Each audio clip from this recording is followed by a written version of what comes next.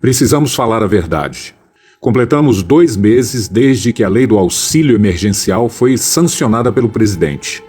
Não é estranho que ele não tenha nenhuma vez vindo a público faturar com a autoria de benefício tão importante?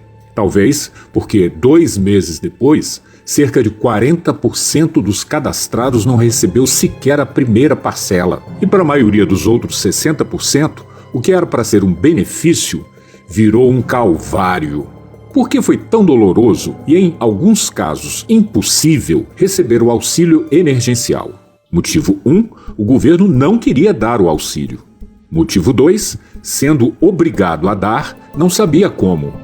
O governo não sabia a quem dar o auxílio. Sem saber quem era o público necessitado, o governo improvisou. Entregou a uma empresa ligada ao Ministério da Economia, a Dataprev, a análise dos dados dos cidadãos. O governo também não sabia como fazer o auxílio chegar a elas. De novo, improvisou. Transformou uma ação de assistência social numa operação bancária, concentrando todo o serviço num único banco, a Caixa Econômica Federal.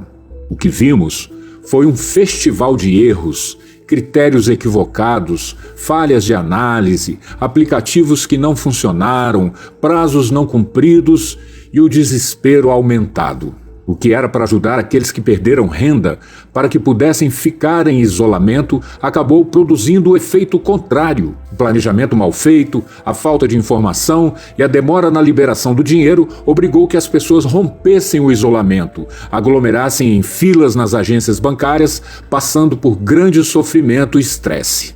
Não por acaso, foi nesse momento que verificamos o crescimento da taxa de contaminação e óbitos por todo o país. Deu tudo errado. Foi só incompetência? Não. E aqui vem a reflexão mais importante. Talvez essa gigantesca atrapalhada tenha servido a um propósito: a aposta de Bolsonaro diante da crise sanitária e econômica. Nunca foi segredo e nem é uma teoria da conspiração.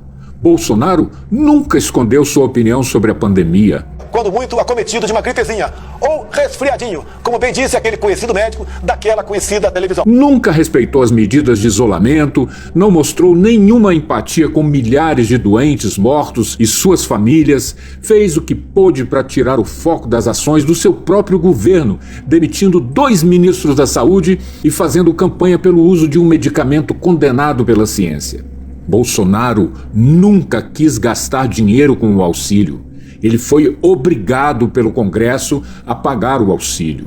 Repito, foram os deputados e senadores que obrigaram Bolsonaro a pagar o auxílio emergencial. A proposta dele sempre foi de manter o funcionamento normal da economia e assim não precisaria pagar ajuda a ninguém. E em consequência, o vírus se espalharia rapidamente, haveria uma contaminação de grande parte da população que só mataria idosos e debilitados. E assim seria criada a imunidade de manada.